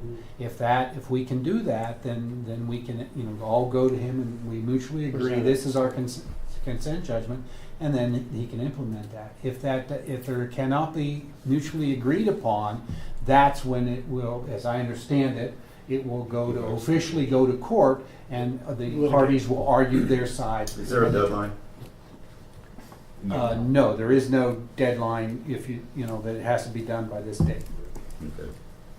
Is there any way we could even be told if No. there was a meeting? No. Well, I don't know about the meeting sure, schedule. we'll tell you that there's a meeting. You know, so we could at least find out if anybody's even talking. Because we don't even know that. Rita, What we get is this Rita, gag. the tension that originally caused the confidentiality agreement was fairly severe. And we've been able to maintain it, and at least from my point of view, I'm comfortable that everybody at the table is being open and forthwith. No one's holding anything back. So I will tell you from mine, I don't have a problem telling somebody I'm going to a meeting, but that's it. Not delivering anything. No paper, no email, no nothing. I'll tell you, but that's it. Otherwise, the I whole think thing that would be could better blown than what up. we get now. Sure. I have no idea if you've met once, 10 times, twice. Well, I mean, Do you know what I mean? It's like this. You're black right. hole. Other than generic stuff that I put in, like under the quarterly report, Continue to meet. you know, continue to meet, proposed recent court actions, and that we currently parties are participating court order confidential CJ modification negotiations. Actual dates I haven't put those in, but I'll ask about if we, you know, Something. for example, if we can identify that we're meeting, you know, on this date. You know, Well, I don't know if you want to have, we're going to meet on a certain date. There might be an objection to that, but Yes. at least to know that you've met You on a met, certain yeah, date. like I said, I don't know if you've met once or you've met 20 times, Right. you know, that kind of thing. I you mean, know. just to have a That would calendar that matter says, to here's me. when we met. And I assume when you meet, all the parties are there. I would Yes. think if it was in a public setting, someone physically sitting there could see everybody go into the room, and that would be public knowledge. If it's in a public room, like Scioto Township, I could sit in the parking lot and wait for everyone to come and be like, oh, it looks like they're meeting, and send a note out. Obviously not gonna do that, but Yeah, we could stalk them. No, I'm not intending to do that. I would Be just, a it's just this long black hole. stalk. It would be nice to at least get some shades of gray. A long stock. We can't, Rita.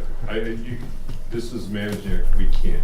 I will be happy to share my calendar with you, but that's it. I don't know if I need So, that. so you can't say how many times you've met.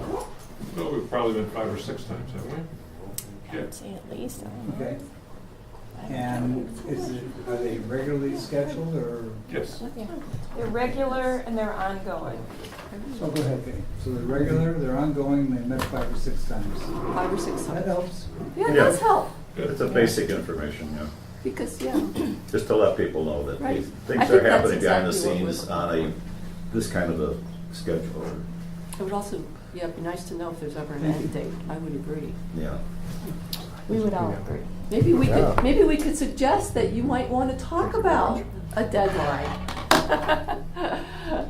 Well, again, to explain the process, the only one who's going to lay a deadline down happens to be the person in the row across the hall from where we meet. Okay, We do not have any kind of say. okay. We've been ordered by the court to perform this, and we are doing it. So maybe Rita should discuss this meeting she went to with It would take me 2 minutes, the Superfund program manager for the state of Michigan. yeah. He had some interesting comments, I think Okay. she could relate. So his name's David Klein, he's in charge of, he works for the DEQ. Yeah. And he is in charge of all the Superfund program sites in the state of Michigan. And I We went, met with him I went before. down to Wayne, and not only did I hear his talk, but I also spent a couple of hours with him. And this was his program, the Superfund program in Michigan, current status and future directions was the talk he gave. And he also picked up the last copy of Vapor Intrusion that he had, that he was passing around. But a couple of things. First of all, I'm thinking he said he would be willing to come to Ann Arbor to talk. And I think that would be a good thing to do. He is an effective speaker, he's a very organized speaker, but what I really appreciated about him was that he answered direct questions very directly, which was quite refreshing. And there's one question in particular, well, there's a couple questions, but there's one in particular which people like to argue about in Ann Arbor and in Washtenaw County, and at various levels of government even, and among counselors and commissioners and whatever, council members. What happens, two things, what happens with the Superfund site. So I asked him a direct question about Part 201 versus Superfund law, and what happens to a site when it gets put on the CERCLO list, the NPL. And he said, point blank, what I know and what some people in this room know, but which people continue to argue about, Part 201 does not require cleanup of the site. Superfund law requires that the site be restored to its prior condition.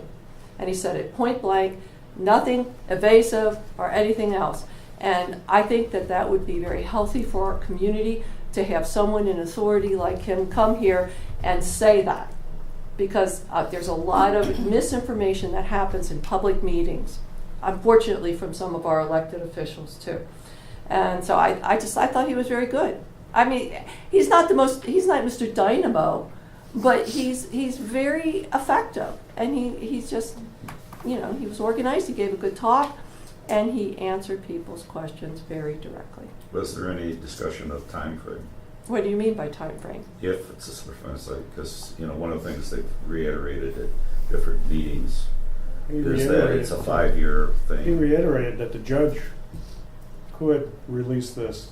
He from the said, court. yeah, there were like 4 points, I can't remember them all, but one point was about if this became Superfund listed, would that make the court case null and void? And he said, I'm not sure of that. I don't think it's clear what would happen, and I think that the court case is the major obstacle in the cleanup of the 1,4-dioxane in Washtenaw County. And he also said that he thinks it may be that the only way it can get out of the court is if the judge dismisses it. That's not correct, because what Okay, well, happens... and he wasn't adamant about it. Right, yeah. What would happen is the Superfund law, CERCLA, would preempt the Michigan Part 201. So the federal law would take over if it would become a federal Superfund site. And they'd negotiate, if you will, enter into a new consent order, and then the current state order would be dismissed, is what would happen. The judge wouldn't have the say yes or no. It would be the federal guys coming in saying through the Department of Justice, here, Gelman, is what we need to do, let's get on with it.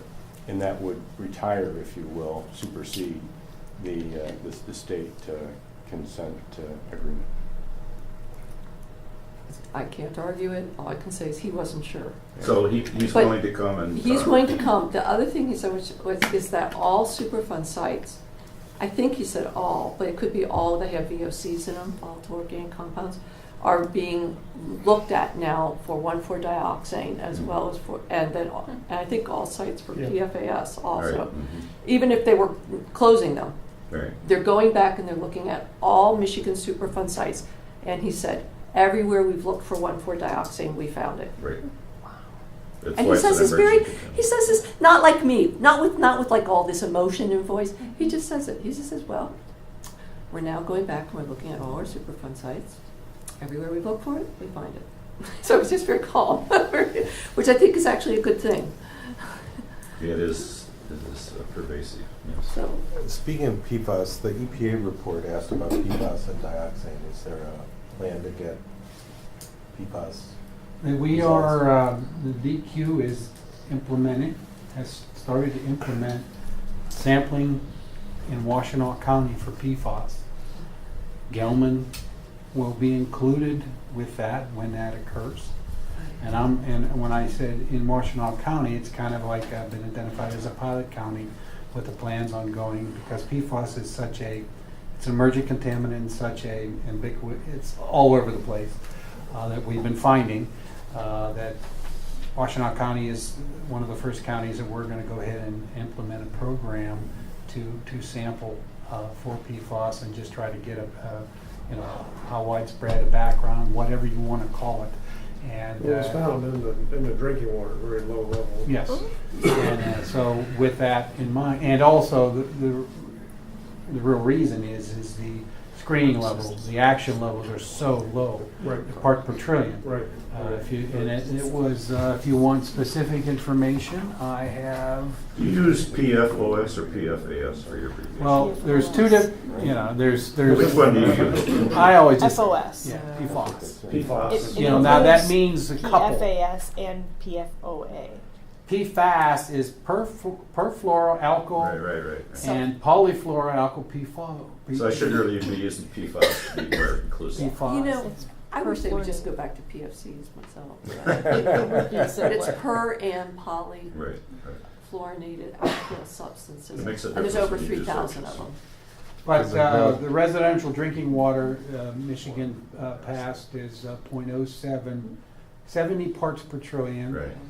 For combined, there's several different versions of these, so when You combine them together. when you total them. Then what is the other, there's some other action levels here. Which are down in 11 and 12 parts per billion. What? Parts per trillion. Trillion, right. And that's why it's such a problematic, and it is all over the place, and it only needs a small concentration. I will also tell you that the sampling protocol that has to be used for these is much stricter than the VO, Right. like us going out and split sampling. Literally, the clothes you wear, how they were washed, The shoes you wear. the shoes, Can't have So- microwave popcorn in the last 2 days or something. Right, so the A lot of clothing has sampling PFAS. protocol is much more strict, and so companies are getting up to speed. DEQ is not up to speed yet. We are getting trained internally. Our lab is not up to speed. They've been given money to get the instruments to get up to speed. I'm anticipating that's probably a year away before they get QA/QC through everything. And but our personnel are getting some training, especially in the waste group, are getting some training to do that. We subcontract the DEQ. What I said is happening in Washtenaw County, we will subcontract to the actual sampling activities out, because we have a short list of consultants that will, So are we under your update at this point? I guess. Quick question, when is the sampling going to start, do you think, in Washington? I believe the sampling will start, and I don't want to, I want to manage expectations. But the way that it's been moving, I believe that it could start as, you know, as early in May on some of the sites. Wow. So And you're saying again, we this is have, a- what we are doing is going back and I'm not integral part of that. I'm just because I'm in Washtenaw County.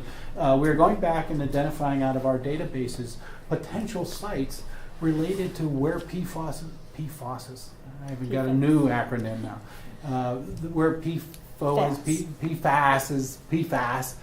you know, could be located because of what was done there, what contaminants were there, those types of things. So we've come up with a list out of our database, and so we're going to start there and go back. Are you saying Washtenaw County is a pilot? Well, it's effort? one of the, it's an initial, I'm not saying it's the, you know, we're anticipating, DEQ is talking, I mean, we gotta look at across the whole state. Yeah. Because of the low concentrations that are a risk. Yeah. It just happens that Washtenaw County is an initial one of the reasons because it was detected in the drinking water system. It was detected in the river at certain locations, so that feeds that intake, you know, that type of thing. What levels in the river? I don't recall. Yeah, You know, I think it's in remember the reading that. 14 or higher type PP. Parts per trillion. Parts per trillion. Yeah. 14. So that is why that's why Washtenaw County was chosen. We had more information. Let's go back and start confirming. So, and that's why it was chosen. So, along with that, we've been asked by the EPA about the Gelman site, so it will eventually be one of the locations. And we have already identified that to Gelman. And, Okay, well, you got 8 minutes to do your update. I mean, that's pretty much the update of split sampling. I'm talking with Michael Burkhoff again, related to your questions on the quarterly report. I'm sure he will be congregating talking about congregating a meeting, getting a meeting together with the stakeholders to discuss the quarterly report. Does he come into the next quarterly meeting? Do you know? To the next card meeting? No, Quarterly. I don't know. I don't know. He's talking about getting a separate meeting to specifically about the quarterly report that we gave to him. Mm-hmm. Again, the next quarterly report is going to be, middle month of the quarter. This report really covered last year, into last year. Right. So January, February, March. So I hope to be able to sometime in May start generating another one for the first quarter of 2018. Okay. And again, I'm as it stands right now, it's a work in progress. Just like I said, the format is going to be similar, very similar, with some of the upfront stuff will remain the same. How many wells we've sampled, what we've done, how much water has been pumped, and then we will be discussing some of your continuing questions and concerns in the back part of that. And that's Yeah, I what think we- we'd like more compilation of presentation of the data and what it means, rather than just text. Just the raw data. You know, some images and things like that. Well, we've heard that, and that's something that we will be discussing of, okay, what are we doing with these quarterly reports? And What are the trends? You know, So to and speak. that will be coming up on this second quarter. Again, the trends. We will present a presentation on some trends and see what the comments are. I'm sure they're going to have some agreement, So disagreement. it'd be great if you could present to the DEQ this notion of these Prohibition well zone wells being added and whether they're willing to pursue that. Well, here's the dilemma that Dan has. In that, because it's in court, if there's anything that's being discussed, he can't talk about it, Right. which means he Right. can't put it in his court report to the EPA. Well, At least the The public version EPA of has it. asked those same questions. Does EPA get this information from the court? No. They're not part of the I've court. had From to, the- Michael, But that's Michael not is really- frustrated just like you are frustrated. He's not involved 'cause at of- all. No. Really? It is He's not a party to the he's not a lawsuit. He's not a party to the lawsuit. So he has asked me questions, or hey, we need to discuss this, and I've had to say, Michael, we are discussing that in court, and it's kind of confidential. No, he's accepted that, but he's frustrated. It would be nice because he knows the stakeholders or would be interested. I said, yes, we understand that, but it's in confidential negotiations. So he has also been, I put a roadblock up with questions from him. Can he petition to be part of the case? No, you're looking. no. He can't. You're looking. He's the federal government. He's Yeah. not going to He get doesn't involved. have an interest. I'm not the legal. Just, could you know, never sign on it's to also that. frustrating to not be able to share the information. Yeah, Just yeah, to let yeah. you know, Yeah. you're also frustrated. Yeah. Yes. But that's part of the deal. I double her. Yeah. No, Because You know, it comes from, not from being nasty or being, how should you say? It's from having your house in the From- facility. Of being difficult or contentious or being problematic, troublemakers or anything else. It's part of the It process. comes from the fact that this is a decades-old problem in which there has been very poor communication and no solution. I will, know, I can, it's a as far as war of the communication, same. Yeah. part of my update, Yeah. I was going to identify that we are meeting next week, tomorrow, internally about updating our webpage. We are in talks with Teach Out that Roger mentioned earlier about information sharing. We have met or going to be meeting with the municipal and agency group, a subgroup of that related to the DEQ webpage and suggestions we've been getting and how to better communicate that. Now, how's that going to come out? Is it going to be DEQ's going to modify its webpage, or is it going to be something else, some other format, or is coming, or a combination of the two? I don't know yet, but we are meeting as we promised to do. It hasn't been as quick as maybe we want, but it's been pretty busy with the other activities that are going on, specifically with the Gelman side. So if we have some comments about the webpage, we should be sending them to you now. Yes, if you have some comments, and there has been some comments, and we've asked for comments in other meetings that we've had with, I'll call the municipal and agency groups, so we've gotten some. But if you have comments, yes, get them to me. Do you have Again, a preliminary list of what the comments are? I don't have it tonight. I don't have it in front of me. No, but because it'd be silly for us to comment on something that's already been commented on, or to say, I agree with this I comment. can generate that. In general, it's just that, basically how to get around, presenting in a format that makes it easier to get around. There's a lot of information, and it's mainly technical information. Right. But if we can put it in areas and introduce it, so people can and summarize it, so people can, if you want to get into the weeds, you can by going to this link. There's a summary. That is the gist of the I think comments for that a we're getting. layperson, and you guys that are just getting involved in this, you've gone to the DEQ website and you say, I don't know where to start. And if you start at the top, it's like 2013. Wait a minute, that's old news. Why is that first? So comments like that. Yes, those.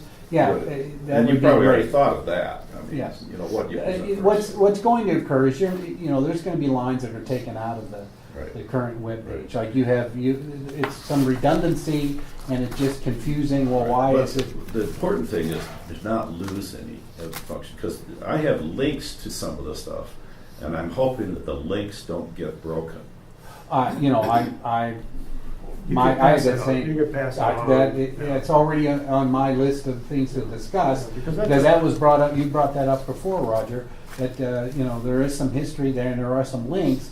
We got to make sure that those links stay intact, or at least that information is made clear of where that is, if it's something new, a new Yeah, link, because they have to It's store it somewhere else. Rerouted, Right. relink thing. You're looking at, frankly, as information, you're looking at servers that have to store this stuff, and it costs money for us to do the DEQ money. So we're getting asked all over the place, well, we want to, basically, they wanted to just kind of start cutting it off. Okay, it's been on, let's cut it out of there. And we made the case, very, very good case, saying, guys, if you do that, you might as well just, might as well just fold the tent up, because it will, Ann Arbor will drive up here and Torches and pitchforks. torch the. We'll take over the DEQ.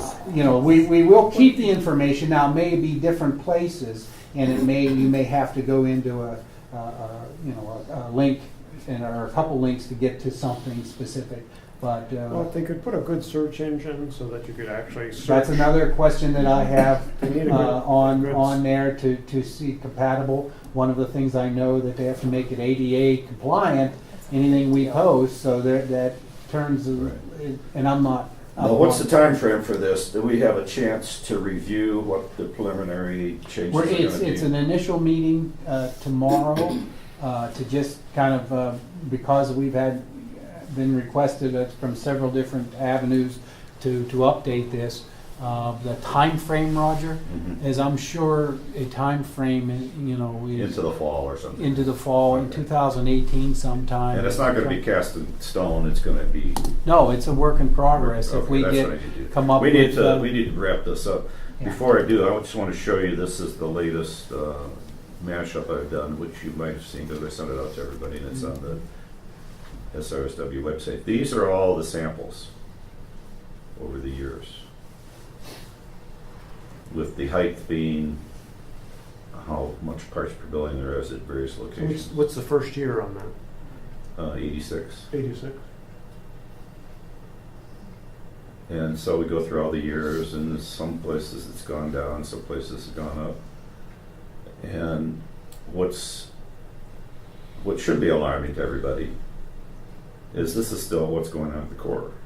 After we've taken out more dioxin than they said was down there. What's that peak at? Oh, 19,000, What year was that? You remember? 2017. Oh, okay. MW5D, 20 feet below ground at the core.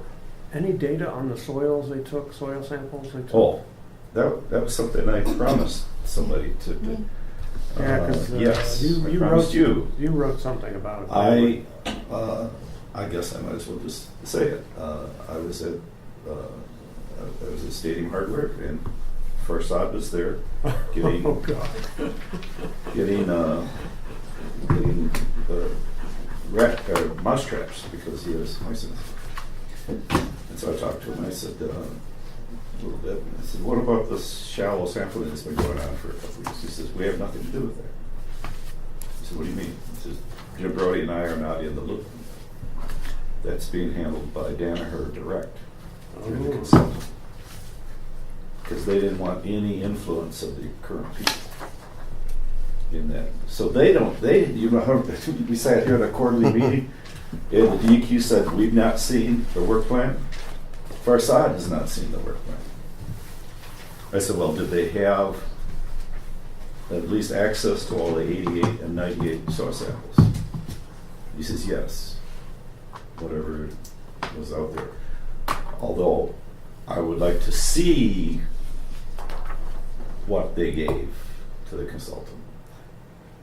So maybe Dan, do you know anything about this, Dan? Just What I just said? I can confirm what you've said. Yeah.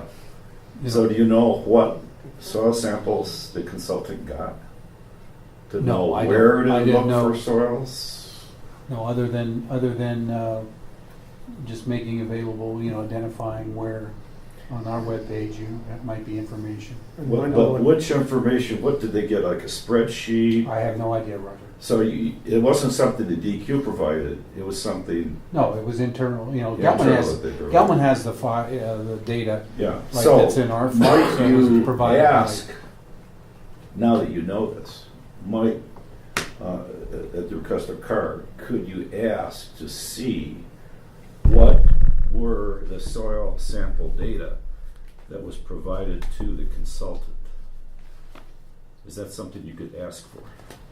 Yes, I can ask for it. I believe that they will, like that we've been asking for that report, the data, and they have basically said, we Yeah, but, self-implement. you may not get a response, but Right. that's the information. Yeah, we've asked itself. that for before. But if on our- could you do that? Would you They're not gonna ask provide them the data. for? No, they have never said they're not going to provide the data. No, but would you They ask to let them know that you're paying attention? Oh, okay. That, Yeah, just asking the question is worth doing. yeah, provide a complete set of the information that was given to the consultant who's doing this They're never shallow. They're never gonna give you that. No, That's but- all internal. But the response is gonna say, we don't have to give that to you. Yeah. It would be nicer maybe to ask them, could you please provide us with the data that you've collected on the shallow soils about the site to prepare your due care plan? Because remember that this 242... That could be a good follow-up. Remember that this 242 community church was put in place, right? Yeah. Okay. They had to get permits to do that, construction permits. And as part of that, if you're going to have a worker work on the site, as you know, in Part 201, you have to have a due care plan, right? So we could ask them, could you please provide us with a copy of your due care plan with a related data information that you collected to show that there was or wasn't, at that time of the construction, an unacceptable risk.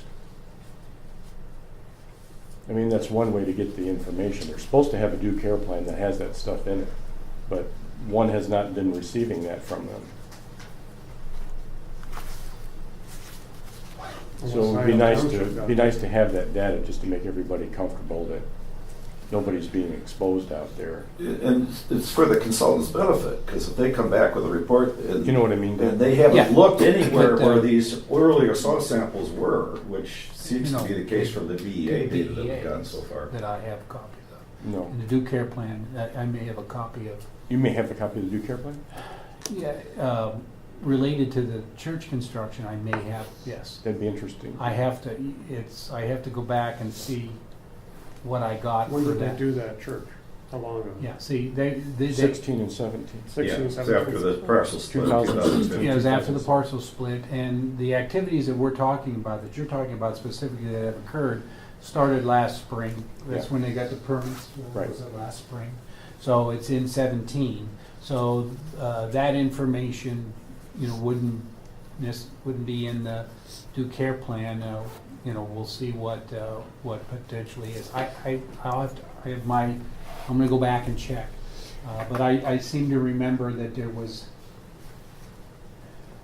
something related to the construction, and Yeah, as part of that construction, they had to generate a due care plan to protect the workers. And to do that, they collected soil samples, which we are not able to get our hands on. We'd like to know what that is, what those values are. Will they have to do this in the future too, for future construction? If they deem that that data is not relevant in current, yes.